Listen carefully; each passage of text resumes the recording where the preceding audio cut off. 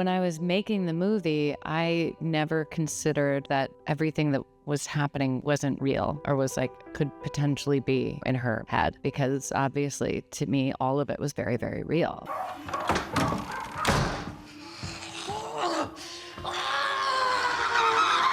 Jennifer, I'm going to start with you because I think that this story starts with you in that Martin Scorsese tells you he read a book and tells you he'd like you to make a movie out of it. So tell us about that.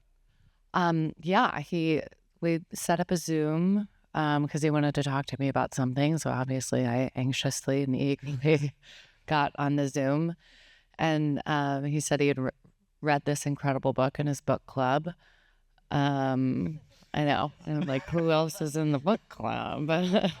And so I read it and I immediately saw what he was excited by. It was a really, really unique character, really powerful. It wasn't immediately clear how to make it a movie because it wasn't very literal or linear, but it had a lot of breadth and kind of spaces between the statements, which to me is a Lynne Ramsay movie. She's a poet and has always been really singular in her way of communicating in that very unflinching manner. Justine, what do you remember about those first conversations with Lynne and putting this project together?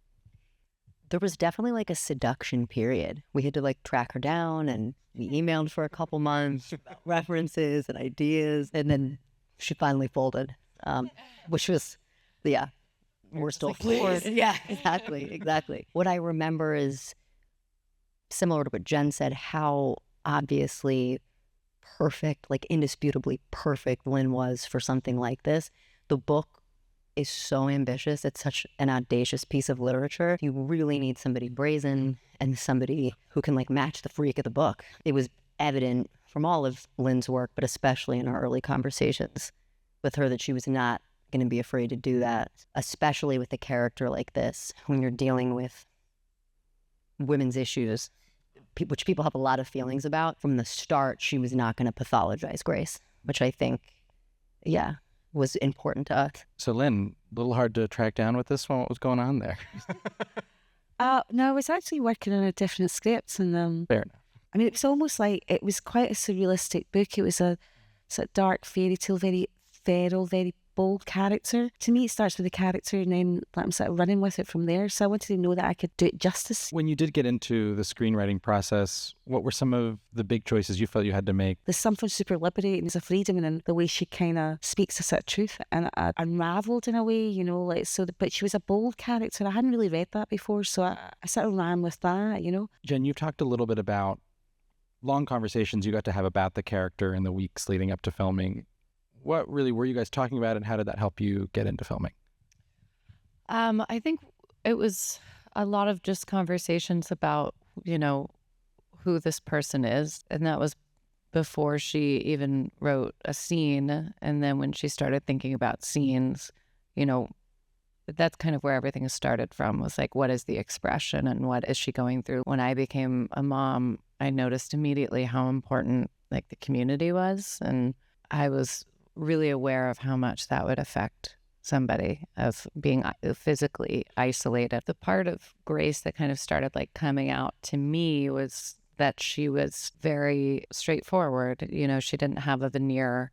And so everything was going to be the most truthful way to get at something. She's having like a really complex reaction to what am I now? She doesn't have a lot of support.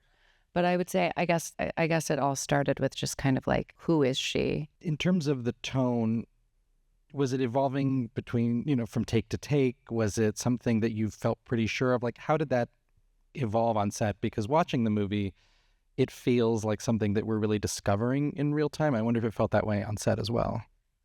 I think because of all the conversations beforehand, it was like when we got on set, I kind of felt the actors trusted me, and I'd created the space for them. That house in particular, you know, was one of the first locations I saw. I felt pretty sure-footed, but at the same time, I wanted to give some freedom. And there's some lovely scenes where Grace is just bored in the house, and Jennifer, I wanted her to move around that space and be free and like free. She tipped the laundry basket herself, licked the window. I never asked her to do those things. There was this kind of truth in the character that I really liked, which, you know, it's kind of awful sometimes in me, you know, but it's so, she's so direct. She is trying to be visible. She's trying to say, I mean, Jackson just doesn't know what to do with her in the end. I think it's the Sissy Spacek character, Pam, who sees her the most clearly. The whole cast is so wonderful, and I would imagine a challenge and a thrill to put together. And Justine, if I'm correct, this is a film that was going to shoot in 2023. The strikes got in the way, had to hold for a long time. Can you talk a little bit about some of the challenges of production actually getting to the shoot? I called her and was like, I'm pregnant. Also that. Like, how much time do you have? Well, I think everybody in this room knows how hard it is to get a movie made, any movie made, especially independent films, especially films dealing with these sorts of themes. So that was a beast in and of itself. Then, of course, scheduling issues with the strikes, Jen's pregnancy. So it was an odyssey.